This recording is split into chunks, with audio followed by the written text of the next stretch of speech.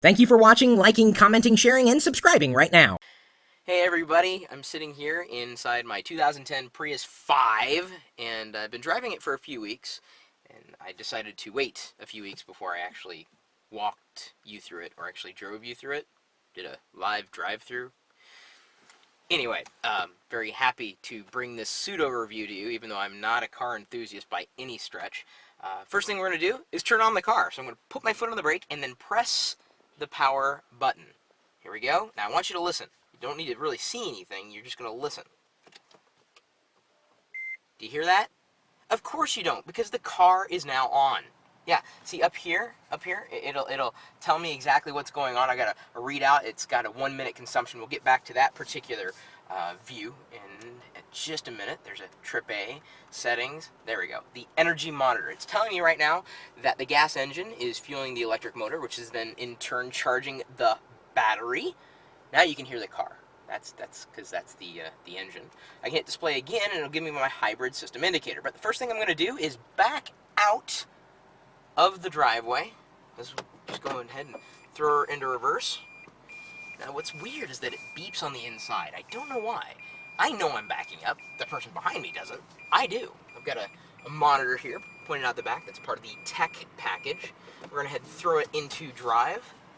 I've got different display options here. I'm going to go ahead and turn that off because it's not that interesting. Now, what I've found to be, I guess, my new reality is that I'm watching how I drive. The hybrid system indicator shows me exactly what I'm doing in terms of not just charging the battery, but specifically if I'm optimizing my fuel economy. I'm going to do my best to stay within the eco zone, because once I go beyond that, into the power zone, that is telling me that I'm not quite at optimum efficiency in terms of fuel and consumption. So I've got the heater on. I'm going to go ahead and turn that off. I've got the turn signal on. You can't hear anything because right now it's running off of the electric motor, not the gas engine. I do have to give it a bit more power as I go up the hill because, of course, you need a little bit of oomph. But it's only 25 miles per hour, so I don't really have to speed through here. It is residential, after all. Now, as far as other geeky options are concerned, audio is amazing. I have a lot of options here. AM, FM, satellite radio, XM for the win, CD, 4CD changer, but I also have an auxiliary connection, so I can connect any audio device to it, a USB connection, so I can connect any USB media player, and Bluetooth audio. So that means I can connect my iPhone wirelessly, stereo Bluetooth, so I can play my Rhapsody collection, which of course oh, by the way, here's the beautiful Seattle sunrise in the background there. And I could also play Pandora radio, of course, any MP3 that I might have on my iPhone or iPod, anything that connects by way of Bluetooth audio. Wonderful. And of course, the phone will connect as well. I'm not going to go ahead and demonstrate that, or should I demonstrate that? Maybe I should. Well, actually, I'm going to demonstrate something else first. Right now, I'm heading right down the hill, so I'm going to throw it into a slightly lower gear, which will keep me from having to ride the brake as I go downhill. Of course, in doing that, I'll be charging the battery, which the hybrid system indicator points out that I'm doing. All right. Can't hear anything. Whisper quiet. That's all I need. I just have to remember to turn that, or go back into the regular old drive mode as soon as I get down the hill. But I also have an indicator that tells me I'm averaging 100 miles a gallon right now, which is amazing. It's wonderful. And of course the guy behind me is riding right on top of me. It's 25 miles per hour, dude. I don't know why he's in a rush. That's the thing. I've noticed in this car that, where I was used to kind of coming out of a stop very quickly, you're burning a lot of gas. When you do that, I'm actually rolling very gently into a start from a hard stop. And, I would think that I wanted to get ahead as far as possible to the car in front of me, but actually, in easing into it, not only am I not wasting gas, but I'm catching up to the car in front of me by the time I'm up to speed with everybody else. So I'm doing very, very well in terms of economy. I've only filled it up twice. I think it's a 9-gallon tank. Cost me about $24 yesterday, and I drive all over the place. I think I drive more in this car than I did in my other car, which was certainly a high-performance vehicle. I can tell you, I most likely will be owning another hybrid, whether it'll be a Toyota Prius or something else at that point. remains to be seen.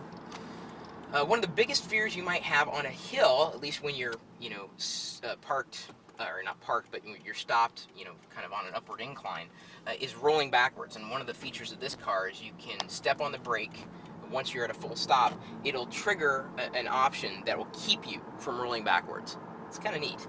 Now, the reason why I'm continuing to talk you through this is I want to show you here. There's the hybrid system indicator telling me I'm well within the eco zone, and right now I'm not even running on the gas engine. I'm going to go ahead and throw it into the 1 minute consumption. This is the display that we started. You may not be able to detect it here, but it's telling me at 1 minute increments how well I was doing in terms of fuel consumption. So I've averaged 100 miles a gallon for the past 2 minutes. The minute before that, approximately 70 miles a gallon, and of course before that, I was going up the hill, spending a lot of time on the accelerator pedal. So I'm going to go ahead and throw her into drive there. The feature that I'm looking forward to showing you, or hopefully demonstrating, is the cruise control. It's not just like any old cruise control. Yes, you set the speed and it goes from there, but it will automatically detect when there's a car in front of you and slow down accordingly without turning off cruise, without you even touching the brake. Literally, the car is driving for you. So here we go. I'm probably doing something extremely illegal right now. Wouldn't be the first time, probably won't be the last. I'm not going to make a call. Even though I could, I'm going to go ahead and launch Pandora, audio, turn it on, Bluetooth, and with any luck,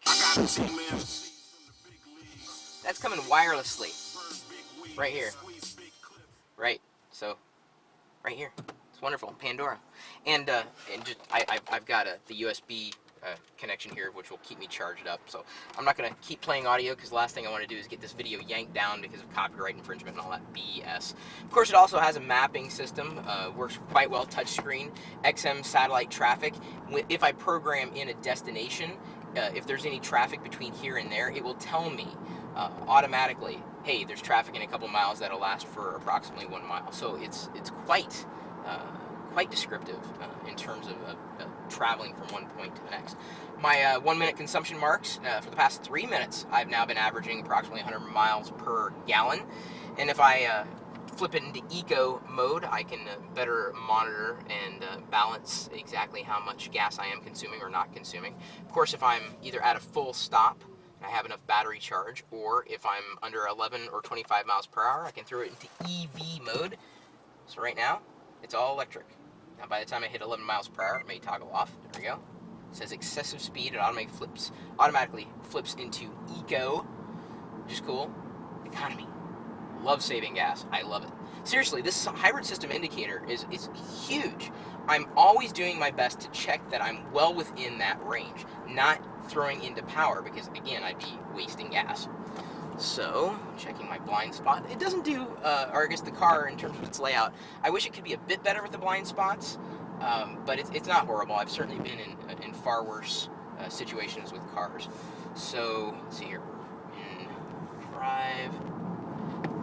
Just making sure everything's going to be ready for cruise control. We're going to take it out of eco mode. Now, let's say you're in a situation where you have, or you need more power. That's okay. There's a power mode button. You just press that. You got all the juice you need. I wouldn't recommend it, because then you're wasting gas. And the whole thing about having a hybrid or a car that allows you to burn less fuel is that you can save on gas. And I can tell you, I am and can. So right now I'm in power because I'm accelerating. I can accelerate slower. I'm going to try to get her up to 60 miles per hour. Well, it's not like I can't get it up to 60 miles per hour. Of course I can. But I'm doing my best to get as close to power without actually hitting it. Staying well within the economy range. Okay, so now, at approximately 60 miles per hour, I'm going to go ahead and turn on cruise control. It tells me the radar is ready. I'm going to go ahead and set the speed. Now I have this indicator here that has a car with 3 little lines. I could toggle that backwards and have it just one line, and this is telling me, or will tell me, that when a car is ahead of me, I can slow down sooner, or wait until it's closer before I slow down, depending on the type of traffic that I'm in. By doing this and letting the car kind of control it, I'm basically, I'm along for the ride, and it's a great ride.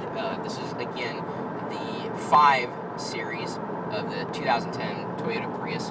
I believe 17-inch on the wheels, very comfortable. you know, I've been in luxury class cars. I've been in economy cars. I mean, my first car that I had was a 1966 Carmen model Bug. This is certainly a lot more comfortable than that. Leather seating with heated seats or butt warmers. Doesn't have the butt coolers though. It's just the warmers. And there's also something called LKA, or Lane Keep Assist. And if I turn that on, I'll get these two lines that are running akimbo to the car in the center. And what that'll do, this is good late at night and I'm going to do something that hopefully won't get me pulled over. If I get too close to did you hear that? Did you hear the beeping? Maybe you did, maybe you didn't. If I get too close to a line on one side or the other, it'll beep and it'll warn me. Say, hey dude, you're getting way too close to the side. See, it's telling me to stay in my lane. It's telling me how to drive. Teaching me. Well, not really teaching me. Kind of know how to drive anyway. So I think that's about it. Everything that I found enjoyable in this particular car. Just a few small things that I couldn't quite get to work right, like the garage door opener stuff. I haven't quite figured out with the rolling codes on that. But it's not a big deal because I just have an external controller. Some other bits of awkwardness around the car, but generally speaking, for an automobile, I'm pretty happy with it. And I'm leasing, so in 3 years, technology is going to get better. The Prius is likely going to get better, and there's a potential that the car is going to get really upset at me because it keeps beeping, because I keep getting too close to the line.